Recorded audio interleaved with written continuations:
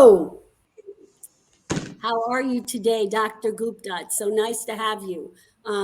Had a little glitch there at the beginning, but that's what happens when I don't have my trusty partner, Atul Tyagi, with me. I'm flying solo today. Hi, everybody. Marian Harmon from Music with Mare, moderator of the Early Childhood Global Community. And today we have with us Dr. Sandip Gupta. Thank you, doctor, for coming on. I also understand that there's a very important cricket match happening right now in India. So I appreciate you coming on during that too. So let me tell you a little bit about Dr. Gupta. He's here today to talk about the subject of nutrition. So many people in the group post about this topic because we're not sure about what are the nutritious foods? How do we get our children to eat them? So please make sure that you write in the comment boxes today your questions so that he can answer them, because here's your opportunity to have one of the biggest experts in India talking to you about this. Dr. Sandip Gupta is a senior pediatrician and child care expert in Bangalore, India. He has vast experience in the field of child care. He currently practices at Aster CMI Hospital in Bangalore and is the founder of Baby Help. Dr. Gupta has been treating newborn babies, toddlers, preteens, and teenagers for 11 plus years. He has expertise dealing with common newborn problems, child nutrition, childhood infections, growth and development evaluation, and management. He's also an American Heart Association certified pediatric advanced life support trainer, and we need a lot of those. He's treated over 10,000 children in approximately 4,000 PICU cases. So you can feel safe when your child is in the hands of Dr. Gupta. So, Dr. Gupta, thank you for coming today. Thank you, Marianne, for inviting me for this wonderful session. And thank you to the Early Childhood Global audience. And I hope I can make all the answers in a very simplistic way, which you can follow in your day-to-day life. So I'll be very pleased to answer all your questions. Please put your questions in the comments. Yes, and right now we have a comment from Atul that he's so excited to have you here today. And we've had a few other people coming on to say hello to you and thank you for being here. So let's move to the very first question. What is nutritious food? And why is it important to give nutritious food to small children? So let me start by saying that the second question is first to be understood. Why nutrition is very important for children? Because our body or our brain, it grows most in the early part of life.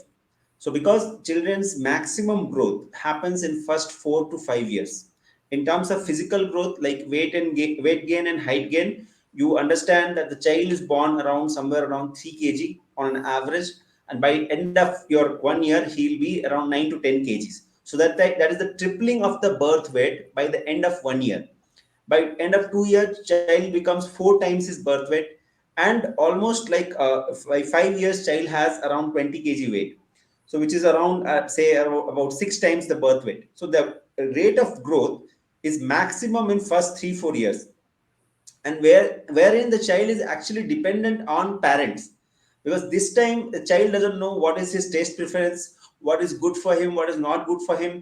Whatever the way we nurture them, the way we bring them up, it is totally dependent on us as parents as to what food we give, what kind of food, and how many times, and how nutritious it is. These things are totally in our hands. And this is, as I go along telling you, we oftentimes believe that it is children who are not doing the right thing, and they are to be blamed for not eating well. But in reality it is actually the parents behavior which actually dictates how the child will reciprocate and Yes. how what kind of habits the child will develop. So nutrition is very important because you need to gain good amount of weight, because this is a growing age, and this is one of the rapidest growing age in humans, early 2 to 3 years. So what happens is this time, like for us, we just need to sustain whatever our body needs. Just our whatever work we do, for that much calories we need to consume. For children, not only that it is required for their calorie expenditure, but they need to have extra nutrition for their body to grow in terms of bones becoming stronger and different muscles and a different kind of activities to develop in them. So they need whole lot of nutritional package to be given through food in this early age, and it is very important for their future life also, because this is just setting the tone of their nutrition and their dietary habits for their whole life. And not only that, it actually has a psychological impact on overall their personality also. Not food is something which is going to be dictating their personality also. As we speak along, I'll tell you how it defines their personality. So this is the role of food and nutrition, and it is very important for not only growth, like I said, weight and height. So a child, like in their first, at birth they are around 50 centimeter. A child is around 50 centimeter, and by the age of 1 year they become 75 centimeters, and by the 4 years of age child become 100 centimeters. So this is very important to know that child grows almost whatever the child's height at 2 years will be going to be the almost half of their adult height. So you can Wow. imagine how. So at the end of the 2 years, if your child is 85 centimeter, his adult height is going to be 170 centimeter. So this is very important to know that almost half of your body's growth is happening in first 2 years in terms of height. So this is how it is important. So to have right nutrition, because if you don't have right nutrition at this stage, you will be missing a major chunk of your growth opportunity or growth scope. So growth depends on many things, most importantly genes, but then nutrition plays a very important role, and especially in the early ages. So that's how important nutrition is. Now coming to nutrition, what kind of food is nutrition, valuable nutrition, and how we can actually have a base of like nutritious food. So major things which you look for is, it is going to be the food habits. So food habits, basically what you have to do is, you prepare your homemade food, you cook food for your child, and it has to be homemade food with natural ingredients. So as much as you use natural ingredients, and so as much as you use natural ingredients and homemade food, it is going to be a very good habit. So basically we divide children's nutrition in first 2 years of life and then beyond. So once child is born, first 6 months, it is basically breastfeeding is the best way to give nutrition. And if you give infant formulas, you should use the best quality infant formula, and make sure that you follow sterilization protocols, because always when you are using artificial feed or infant milk formula, that time there's always a risk of infections coming. The advantage with breast milk is it provides natural immunity to many infections. What happens is, mother's body throughout their life they have acquired many infections, and they have developed antibody or immunity against large number of infections. So that immunity gets transferred through the breast milk. When you breastfeed your baby, that gets transferred to your baby, and it protects the baby from many infections, as well as certain nutrients goes which help in the brain development. And there are a lot of researches showing the IQ levels of children who are exclusively breastfed for first 6 months is much better than those who are actually brought up on infant pill formula. So beyond 6 months, what happens is, you start giving your child semi-solid food. At this stage, it's very crucial to maintain the nutritional value of food. So what you have to do is, you have to maintain a genuine balance between the cereals, which is a source of carbohydrates, protein sources like animal food, as well as vegetarian protein sources, like you have soya, you have cheese, you have paneer, all these things, and dals, the legumes, so which we use. So these are all very important sources of protein. Vegetarian, non-veg protein source like egg is the gold standard. So whenever you use egg in food, you are giving complete all the total amino acid, 22 amino acids, which are essential for our body to develop in one food. So that is one of the most important protein sources for children. So I always recommend to my patients that if you are a non-vegetarian, you eat eggs, you should actually aim to give your child at least one egg in different forms. You can boil an egg, you can make an omelette, or you can give it in any form, cooked form of eggs to your child every day, to ensure good protein intake, because protein intake is very crucial for children to grow. Now coming to good fats is something which is to be unsaturated fats, like ghee, butter. These things are very good source of fat. So you need to give good fat to a child. And another important role of fat is, what happens is, your child is not going to eat a large amount of food at a time. Once the child is young, his capacity is less, stomach capacity is less, so he has to get in very small amount large amount of calories. As I mentioned earlier, the calories required are not only to sustain the activity but also to build up growth. So it is very important. So you need to give little amount of good fats in each and every meal. So there are three major meals we give to our children, that is breakfast, lunch and dinner. So every meal you should have some good source. So in India we use ghee or butter as a source of good fats, and sometimes cooking oil like olive oil, coconut oil are also very good source of fat. So this is why fat is important, because in lesser amount you can give large amount of calories. So if your child is not growing, try to introduce good protein sources and good fat sources. So this is very important. So I spoke about carbohydrates, protein. So carbohydrates comes from cereals, so wheat based food, rice based foods, oats, barley, these are sorts of complex carb which will help your child in having energy.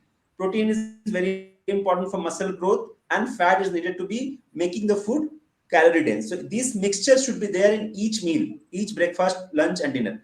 And in between you have to always include small amount of green vegetables and fruits, which will enrich the multivitamins, multiminerals, which are actually needed to metabolize fat, protein and carbohydrates. So this is very important. So how do you do that? Between these three major meals you have to build some amount of extra food, which we call is snacks. So this snacks is going to be fruit juices, fruit salads, and you can make smoothies, and you can give finger foods also. So that is these two snacks are called mid morning and mid evening snacks. Between the breakfast and lunch you give a mid morning snack, and between lunch and the dinner you give a mid evening snack. You can use milk based products also for these snacks things, so you can use milk based things.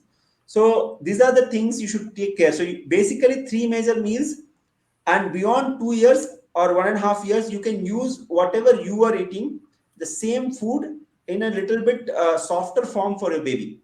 So 1.5 year old child can eat whatever you can eat. May I Okay. interrupt you for 1 second, Doctor? I know this is so important. I encourage everyone, they should be taking notes or watch the replay. But we have someone that put in a question here, and I don't want to get too far away from when they asked it. I think everyone was a little bit amazed by the height comment. And someone is asking, what are the major factors governing height? And I think that you just covered what those major factors are following that diet you're talking about. Is there anything else that is going to play a part in governing what height is going to be? And also, someone wants to know if you could provide diet charts. So I think you probably have them up on your YouTube channel or in other things you have published. So people are really interested in getting that information from you. So my YouTube channel is and website is www.babyhelp.in, and the YouTube channel also is Baby Help YouTube channel. So that everything will come. Even if you search Dr. Sandip Gupta on Google search, you will find my videos and my personal website also. So it will be over there. And I can share the link on the Facebook group tomorrow if you want. In that group also, I'll share Please, some videos. Through one of that the would be videos, you very can. helpful. Yeah. Very So helpful. what the question asked is that what are the factors which determine the height? So there are Yes. few factors in height which is predetermined. One is your genetics. So genetics is like there is something called a height potential. So height potential means how much the parents are having a height. A child's height kind of averages around it. So it's an average of your parents' height is what your target height is going to be. There is always a variation, but we consider it to be a target height. So average and plus minus something we do, that is a calculation for doctors to make. I'm not going into details. So that plays the role in terms of determining your height, that is the genes. Second is your hormonal balance. And in general, speaking about hormones, if you are taking a normal diet and you don't have a disease, your hormones will take care of themselves. You don't have to bother about your hormones. What other things dictate our height is three things which you can control. Among that, the most important thing is your nutrition. And I was talking about nutrition, and this talk itself is all about nutrition. So we will be discussing it again and again in different questions through different aspects of nutrition. The second most important thing is the exercise and physical activity that promotes our bone growth. And as you know, our skeleton is the base of our height. So bone growth and bone modification is very important to get a good height. So then exercises and stretching, yoga, all these things play, physical activity play a major role in not baby health, it is baby help. HELP, help. Help. Okay, we will Help. fix that. Okay, so I was talking about that we need to take care of nutrition, then exercise and play therapy because it helps the bones to grow. And third is environment.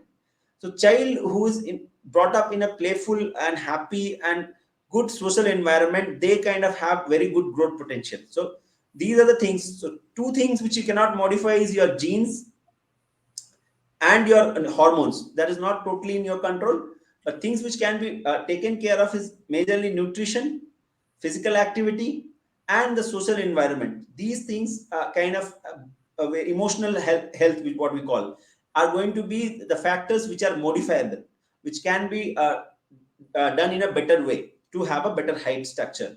So this is what I wanted to say about height. Okay, thank you. Now, some people are very confused about what do they do when the child doesn't want to eat. They get into those tantrums, and you're trying to feed them something, you know it's good for them. How would you handle that? Do you? Some people say, well, you just force them to eat it. I have a daughter that I tried that with when she was little, and to this day she won't eat eggs, and we all know how important eggs are. But I think that we need to come up with, find out what some of our options are for how to help when a child is pushing back. I don't want to eat broccoli. I don't want to drink milk. You know. Okay, so this is a question which is asked every day at my clinic. So every day I have to spend time explaining to parents how to make the children eat, and this is almost every other child is like this. So what has happened is this fussiness. There are many reasons. So let me come up with the most innocent reason. What happens is in first year or second year of your life, child is growing very fast. So growth curve is like this, very steep curve of growth. Third year onwards, the curve becomes little bit less steep. So child's hunger or calorie requirement is not that high. So if you compare a child who is 3, 4, or 5 year old compared to a child who is in first year or second year, they'll be eating less, which is kind of a natural. So this natural fussiness you should not worry about. What you should think about is whether my child is having a good height gain, a good weight gain according to growth curves. So there are prescribed growth curves for each population. For India, we have Indian Academy of Pediatrics, and for you, you have the CDC.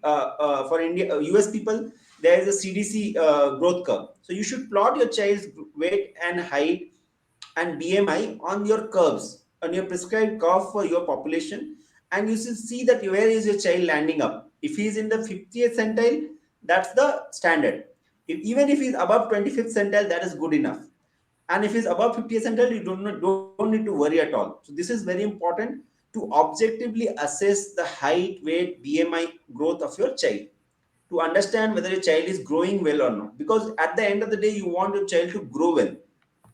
So half of the patients or half of the families can be reassured by just plotting their child's growth on a growth curve, prescribed growth curve for that population. So like I said, in US, you follow CDC growth curve, Center of Disease Control growth curve. And in India, we follow Indian Academy of Pediatric growth curve. So you should always plot your child's height and weight in a growth curve. If the child is in that 25th above centile range, then it is fine. Child will eat according to his appetite and according to his timings. That is in child's control. When he is not hungry, no matter how much you force, child is not going to eat. That is not possible. But what you should make sure as parents is you give nutritious food, you give calorie dense food, you give food which is going to be very healthy for the child. Then whatever the nutrition child will require, child will become hungry and you have to just give it at that time. You cannot force the child to eat. You cannot have food fights. You cannot show anger or frustration on children. This is the one thing I always taught parents who come to me on a regular basis. Don't show your frustration, your anxiety, or your stress of the child not eating. Don't have food fights. What happens is child learns from your behavior. So when you show anger on your child will be becoming again angry on you, and he will be adopting that behavior, learning from you. He will think this is the way to react. So never have that attitude that you want to go to scold your child or going to force him to do. What you should do is you should play smart, be firm on what kind of food you are going to give your child, and wait for him to become hungry. A child will become hungry unless he is very sick. So if a healthy child is not eating, after some time he is going to become hungry because he is going to be in a lot of activities. So he is going to feel the hunger. And at that point, what you should make sure is you are going to give him nutritious food and avoid any kind of junks and snacks. Ah, So by junks and snack, I mean packaged food which comes from outside, processed food which has preservative. So these kind of foods should be absolutely avoided. And what I have made a rule for my patients or my families which I am counseling and treating, you can give junk food only once, not one day, only once in a week, not more than that. hmm. And you should not try to please your child by giving them junk food or food, because food which is prepared outside, what happens is outside foods like pizza, burger, or any kind of chips, or like artificial food, they have a lot of taste making ingredients, flavoring agents.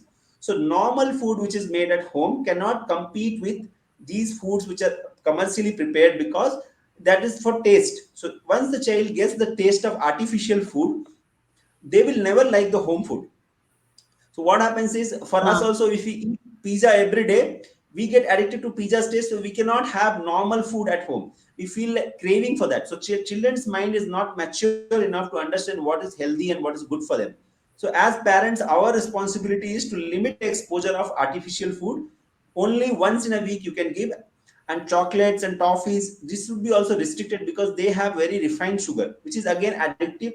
And with these tastes, no child will never like home food. And outside food actually is very addictive. It is going to attract the child, and then the whole diet thing goes for a toss.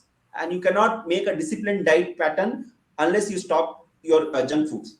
So this is my most important message: is stop junk food at any cost. Let your child have some stubbornness because of that, but you just be firm on that, and child will come back to you, and because he needs you.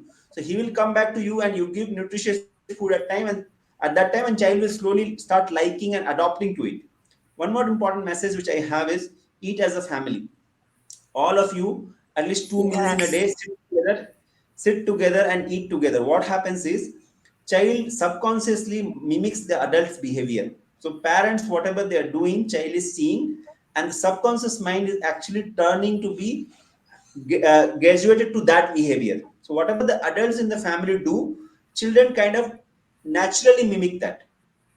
So if you eat together healthy food, the child will notice. His mind will notice my parents are eating this food. So they will slowly start eating that same food. And they will feel this is the norm, this is the rule.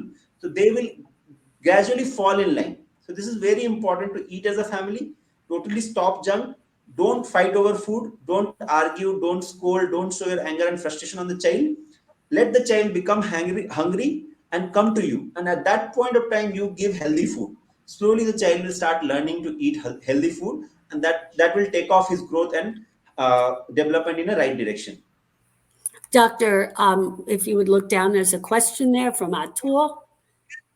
I think I know the Should answer parents to it. control own eating, having junk food to walk the talk? How important is the doctor? This is see. This will not I know work the answer. unless yeah. So anything you want to discipline your child or make a child's habit good, you have to first adopt it. Like I said before, the child notices their parents and their elder siblings. So if anyone in family is doing what the child is not supposed to do, then child will not adopt to those behaviors. So you have to absolutely get your habits in line.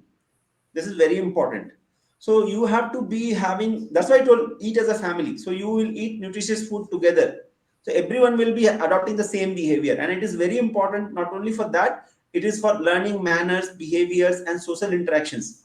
So this is going to make him a much more disciplined as a child, and later on as an adolescent and as an adult also. I think that that is one of the most important things, eating as a family. And we've gotten away from that a lot in the United States because we kind of cater to everyone's calendars. And in my family, 5 o'clock every night, everyone was seated around that table. And as you say, we develop our habits there. We learn to mimic our adults and what they're eating. So I think that people ought to realize that when they are saying, no, it's not important, we don't eat together, as long as we get them to eat, that eating together is so much more important. And yeah, being a good parent is not always convenient.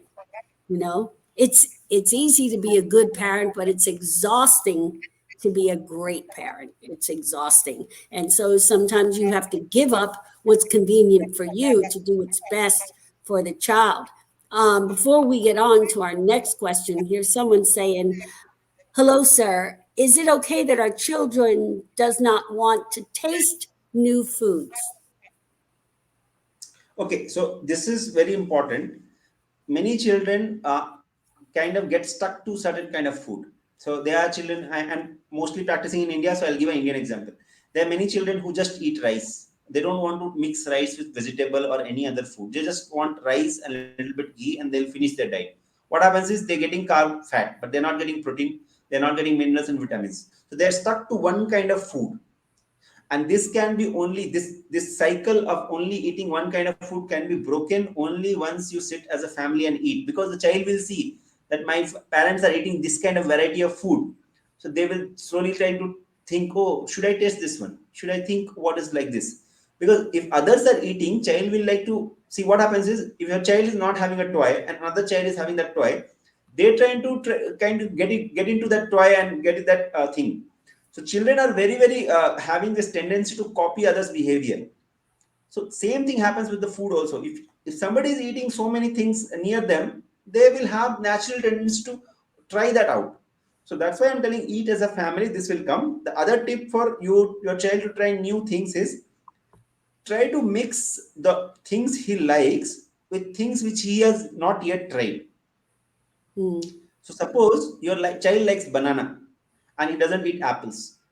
What you do is, you make a fruit salad of banana, apple, pomegranate, mango, so many fruits you put. Let him eat banana only, but slowly he will try one more fruit.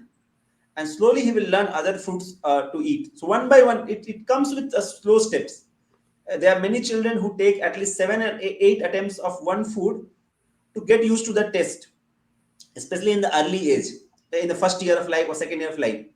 But you should be having that patience to persist with that, and slowly the child will come up. So two things is, you show them how to eat, you eat itself the food together with the child, and the child will slowly start learning.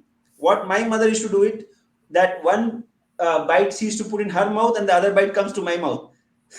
So that is how it went for me. I still remember that.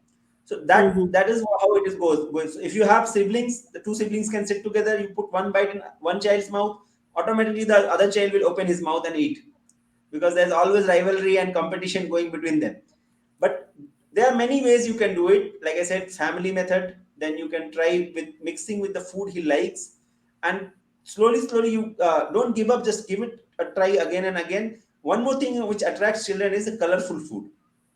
So you make a plate with various colors, foods of different colors, and give it to them. So slowly they will try to try that combination out.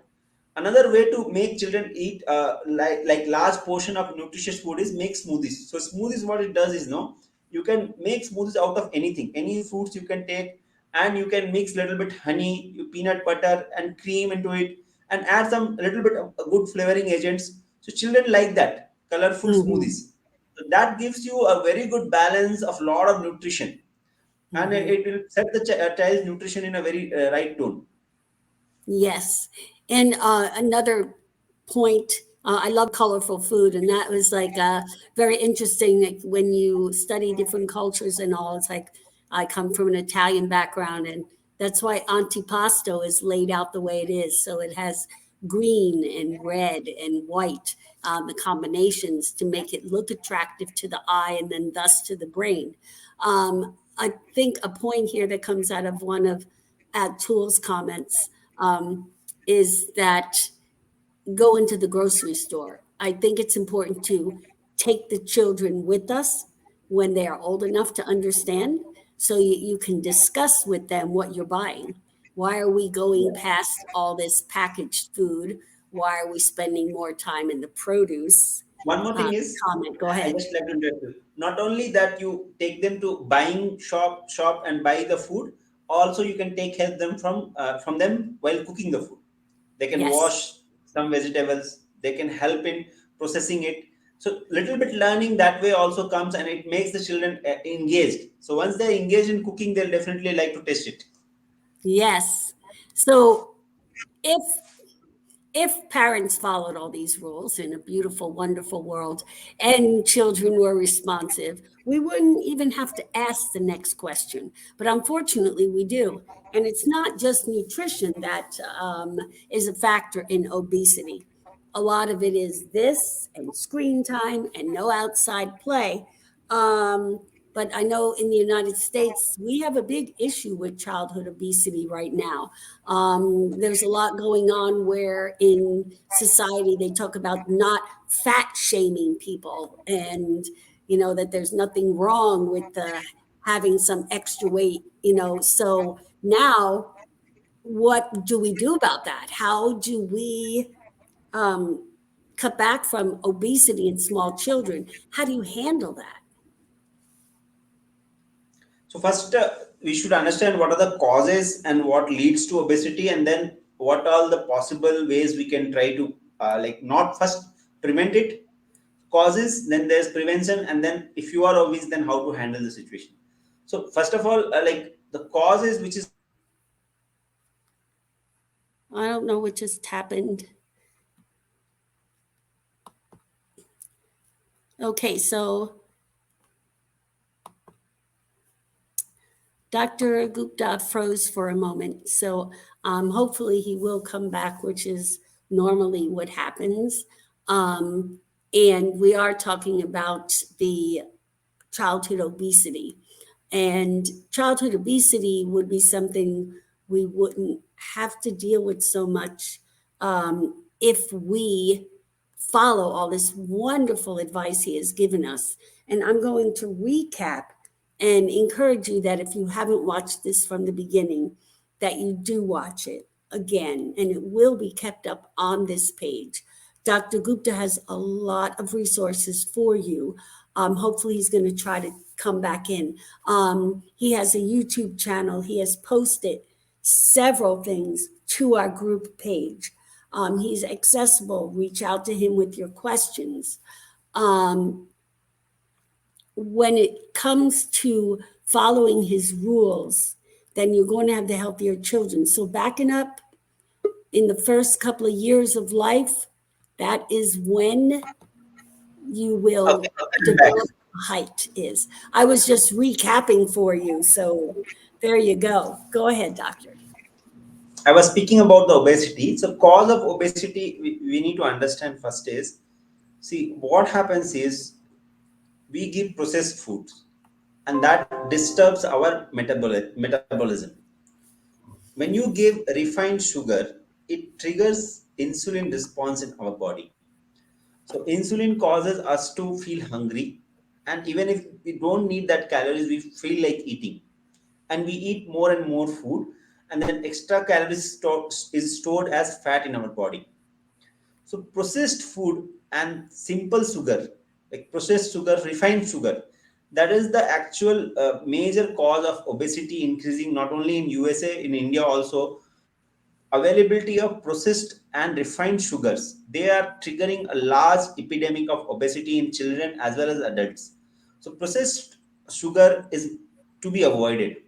You eat complex carbohydrates, which is takes time to digest and doesn't trigger the insulin response to a high level.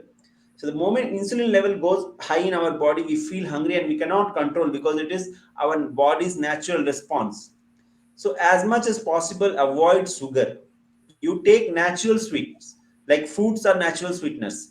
So that's why we should avoid refined sugar and take complex carbohydrates like oats, like whole wheat, whole grains.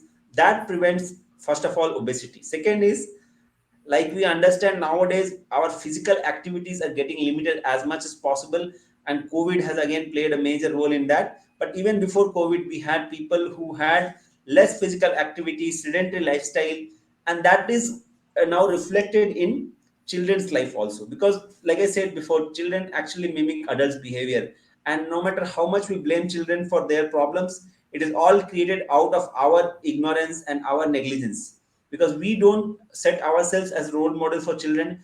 We get into our children into bad habits. So for my understanding, I always tell parents, first you correct your behaviors and children will just follow you. So physical activity is absolutely important. You should spend 30 minutes in a day for your health and well-being, and play as a family. So I encourage parents to just play, spend time 15 to 20 minutes every day outdoor with your child. Take a ball, kick the ball, play a ball game. Just play whichever sports which engages the child into some physical activity, running, yoga, exercise, whatever you want. You just do it, but do it in outdoors, do it in a secure environment. Just engage a child in physical activity, that will trigger a lot of good responses in child's body, that sets the hormones in the right direction, that encourages child's health and growth. Like I said, height growth depends on the physical exercise, and it stops fat from building up in the body, because fat is not only overweight. Like we say, fat shaming should not be done, but fat has a lot of consequences. This fat, which is stored in our body, it releases a lot of hormonal disturbances, and it causes a lot of problems, and it can go to other systems also. People have sleep apnea, people have a lot of metabolic disturbances, diabetes and hypothyroidism and bone growth issues. So a lot of things happen when you get obese and overweight at early age. So that is a big problem, and PCOS is also rising. So I know you all understand what is PCOS, polycystic ovarian disease. That is again a byproduct of having too much central obesity and hormonal disbalance because of that. So these things can be prevented by having a good dietary habit, which is consisting of complex carbohydrates, proteins, avoiding too much sugar, refined sugar in form of chocolates, candies, ice creams. These things have very refined sugar and they are very tasty.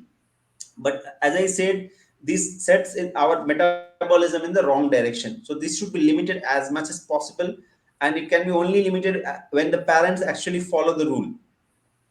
Now, coming to if somebody is obese, how can they get rid of it? So they have to first identify the cause and then adjust the diet. Sometimes nutritionists and dietitians, diet experts play a major role in reshifting the balance from the obesity to a normal weight child.